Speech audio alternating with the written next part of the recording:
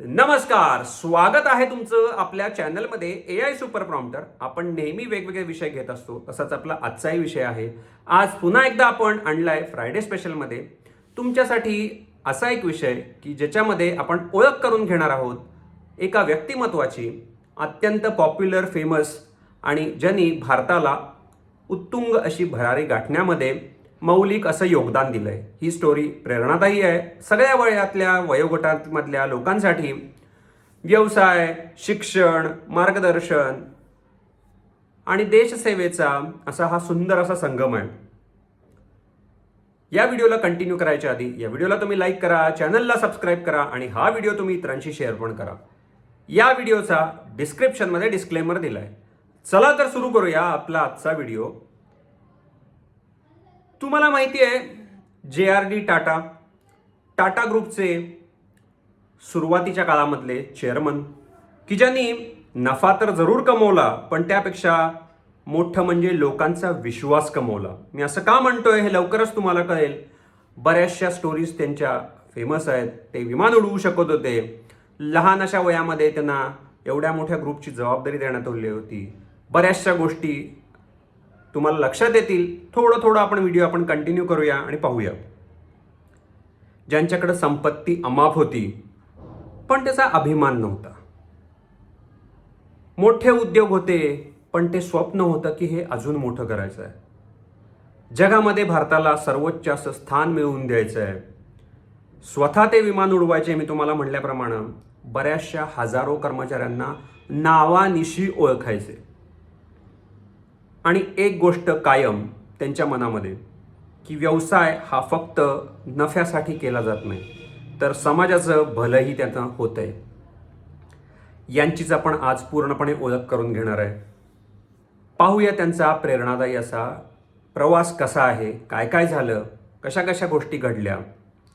लहानपणी त्यांचा जन्म जर बघितला तर पॅरिसमधला 29 जुलै 1904 साली झालेला. पॅरिसमधला. वडील भारतीय, आई फ्रेंच होत्या. लहानपणापासून दोन वेगळ्या संस्कृतींचा हा एक अनोखा असा संगम होता. आणि याच अनुभवामुळं त्यांच्या विचारांमध्ये व्यापकता, कल्पकता होती म्हणलं तरी चालू शकतंय किंवा असं म्हणायला हरकत नाही. अनेक भाषा ते बोलू शकत होते. अनेक भाषांवर त्यांचं प्रभुत्व होतं. आणि प्रत्येक व्यक्तीकडनं काहीतरी नवीन शिकायला मिळतंय अशी त्यांची धारणा होती आणि ते त्यांना सवयही होती. लहानपणापासून त्यांना विमान उडवायचं भारी आकर्षण, विमानांचं आकर्षण. विमान प्रवास त्यावेळी अगदीच नवीन. 1904 मध्ये राईट बंधूंनी कुठेतरी 18व्या शतकाच्या शेवटी जो शोध लावला तो 19व्या शतकामध्ये तुम्ही विचार करा. विमान सगळ्यांना नवीन. कदाचित असंही असेल त्यावेळी की विमान आकाशात बघितल्यावर अरे हे कोणाचं काय आहे हे असंही वाटत असेल. अशा वेळी विमानाचं कुतूहल असणं, आकर्षण असणं साहजिक आहे. आणि त्यांना या विमानांचं आकर्षण होतं, प्रचंड असं आकर्षण. त्यांनी ठरवलं की एक दिवस भारतालाही स्वतःची हवाई सेवाही असली पाहिजे, म्हणजे भारताची स्वतःची एअरलाईन असली पाहिजे. विमानाचं स्वतः प्रशिक्षण त्यांनी घेतलेलं. भारतातल्या काही सुरुवातीच्या वैमानिकांपैकी ते होते. उड्डाण हे केवळ छंदासाठी नाही तर ते भारताच्या भविष्याचं स्वप्न होतं म्हणलं तरी चालेल. आता तुम्हाला वाटत असेल हे विमान किंवा सुरुवातीच्या काळामधले वैमानिक विजन केवढं मोठं आहे बघा तुम्ही. किंवा एखाद्या व्यक्तीला काय दिसत असेल, त्यांचा फोकस केवढा मोठा असणार आहे, जबरदस्त असणार आहे.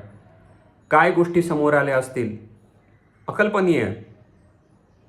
अवघ्या 34व्या वर्षी तुम्हाला म्हणल्याप्रमाणे टाटा ग्रुपची जबाबदारी त्यांच्यावर आली. अनेकांना वाटलं हा एवढा तरुण कसं काय बाबा एवढ्या मोठ्या ग्रुपची जबाबदारी सांभाळू शकतोय. त्यांनी शांतपणे एक निर्णय घेत या समूहाला वेगळ्याच अशा उंचीवरती नेलं. त्यांच्या नेतृत्वाखाली म्हणलं तर स्टील, वाहनं, केमिकल्स, हॉटेल्स, इन्फॉर्मेशन टेक्नॉलॉजी आणि अनेक अशा क्षेत्रांमध्ये या ग्रुपनी प्रगती केली. सुरुवातही पायंडाही त्यांनी घालून दिला त्यावेळी असं म्हणलं तरी चालेल. आणि नंतर प्रगतीसुद्धा झाली. आज आपण सहज विमान प्रवास करतो. बरेच जण सहज विमान प्रवास करतात. मोबाईलवरती ॲप काढलं, ॲपवरती बुकिंग केलं की लगेच तिकीट आलं, तिकिटानं जावा एअरपोर्टला आणि विमान पकडून इकडून तिकडं जावा. एवढं सोपं झालं आहे आजकाल हे. पण पूर्वीच्या काळामध्ये हे प्रचंड क्लिष्ट होतं. असा काळ होता की त्याच्यामध्ये त्यावेळी भारताची सेवा सुरू करणं हे सुद्धा एक मोठं असं स्वप्न होतं. आज कितीतरी भारतामध्ये एअरलाईन कंपन्या दिसतील. अगदी इंडिगोपासून गो एअरपासून म्हणलं तर आज तुम्हाला स्पाइस जेट आणि रिसेंटली आकासा एअर म्हणलं ही सुद्धा तुम्हाला एअरलाईन दिसू शकते. पण त्या काळामध्ये पहिली अशी एअरलाईन किंवा विमान उडवायचं त्यांच्याकडे लायसन्स होतं. टाटा एअरलाईन्सची त्यांनी स्थापना केली होती. नंतर टाटा एअरलाइन्सचं एअर इंडियामध्ये मर्जर झालं किंवा एअर इंडिया जे नंतर ओळखली गेली ती सुरुवातीला टाटा एअरलाइन्सच होती. काही वेळा त्यांनी स्वतः विमान चालवत टपाल हे एका ठिकाणाहून दुसऱ्या ठिकाणी नेलं.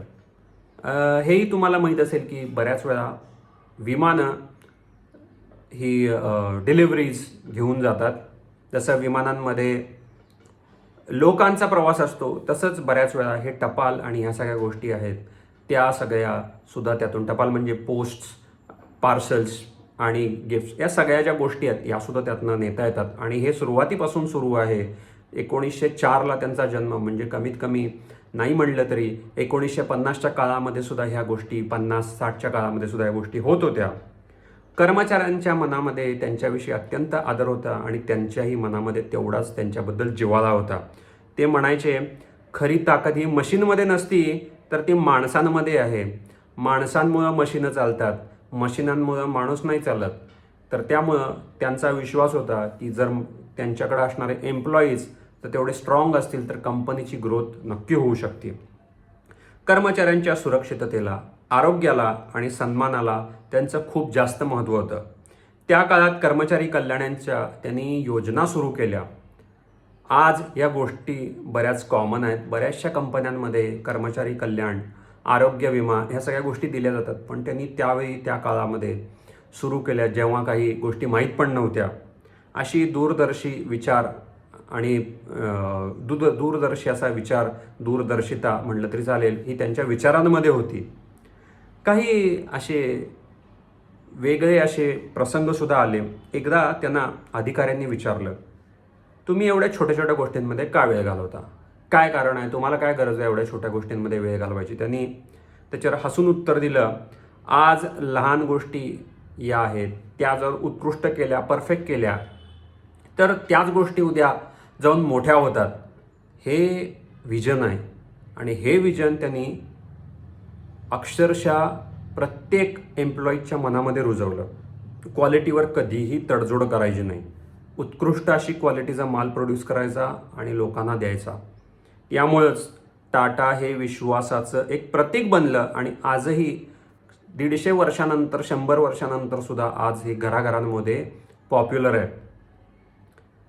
यांच्या कार्याची दखल भारतानं पण घेतली, म्हणजे देशाने घेतली.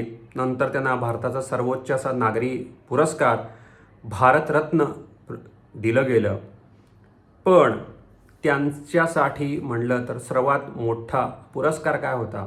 त्यांनी जिंकलेला लोकांचा विश्वास हा त्यांच्यासाठी सगळ्यात मोठा पुरस्कार. अनफॉर्च्युनेटली 29 नोव्हेंबर 1993ला म्हणजे अगदी रिसेंटली म्हणलं तरी चालेल, 20-25 वर्षापूर्वी त्यांचं निधन झालं. आणि पण असं आहे की जेव्हा केव्हा भारतामध्ये गुणवत्ता, विश्वास आणि प्रामाणिकपणा यांचं उदाहरण दिलं जातं आणि व्यवसाय याचा विषय निघतो त्यावेळी त्यांचं नाव हे त्या पुस्तकामध्ये सगळ्यात पहिल्या ओळीमध्ये किंवा पहिल्या पानावरती तुम्हाला दिसणार. जसं ABCD सुरू होतं तसं हे नावापासूनच सुरुवात होती असं म्हटलं तरी म्हणायला हरकत नाही. यातनं आपण साधारण काय बघू शकतो, म्हणजे काय त्यांच्या ह्याच्यामधून आपण एक लेसन घेऊ शकतो या सगळ्यातनं किंवा काय होऊ शकतं? एक तर म्हणजे success is just not a money. म्हणजे पैसा मिळवला खूप जास्त म्हणजे यश आहे का? तर असं नाही. पैसा त्यांनी पण मिळवला पण विश्वासही कमवायला पाहिजे. लोकांचा विश्वास जिंकणं हे सगळ्यात महत्त्वाचं आहे. मोठं स्वप्न तर पाहिलंच पाहिजे, कारण एखादं छोटं स्वप्न उद्या जाऊन वडाचं झाड बनतं आहे. एखादं छोटंसं बी उद्या जाऊन मोठं झाड बनतं, तसंच आहे हे पण. तसंच कुठलाही एक नेता असाच मोठा होत नाही. त्यांना मोठं व्हायच्या संधी जसं जरी मिळतात तरी त्या मिळालेल्या संधींचं ते ओळखून हे सोनं करतात. त्यामुळं त्यांना पुढं आणणं हे सुद्धा एक फार मोठं काम असं आहे म्हणूया आपण. आणि सगळ्यात इम्पॉर्टंट एक लेसन आहे म्हणजे गुणवत्ता, क्वालिटी ही कधी घसरता कामा नये. क्वालिटी ही कायम चांगली पाहिजे. दिली जाणारी गुणवत्ता जे काय मिळतं आहे त्याची गुणवत्ता खूप छान पाहिजे. म्हणजे लोकांना आवडतं, लोक त्याच्यावरती प्रेम करतात, लोक त्याला कवटाळून बसतात आणि मग लोक त्याच गोष्टींच्या मागं लागतात. म्हणतात ना, love what you do, do what you love. हे जे मागच्या एका स्टीव्ह जॉब्सनी सांगितलेल्या ओळीमध्ये जसं फेमस आहे, तसं बऱ्याचशा हे जे लोक आहेत यांच्या आयुष्याचं एक टार्गेट होतं किंवा त्यांच्या आयुष्याचं एक तत्त्व होतं की लोकांना क्वालिटी प्रोड्यूस करून द्यायची. चला तर आता आपण कसं आहे, हा व्हिडिओ ऑलमोस्ट असं संपत आला आहे आणि नेहमी आपण असे व्हिडिओ घेऊन येत असतो. स्पेशली दर शुक्रवारी एका महान अशा व्यक्तिमत्वाची आपण ओळख करून घेत असतो. भले ती शॉर्ट ओळख असेल, मुख्य प्रसंग असतील, पण नक्की आपण अशा पद्धतीचे प्रयोग पुन्हा एकदा आपण पुढं करत राहू, घेऊन येत जाऊ. पण त्यांनी जे आपल्याला शिकवलं ते आपण लक्षात ठेवणं अत्यंत गरजेचं आहे की व्यवसाय फक्त नफ्यासाठी नाही तर समाज घडवण्यासाठी सुद्धा आहे.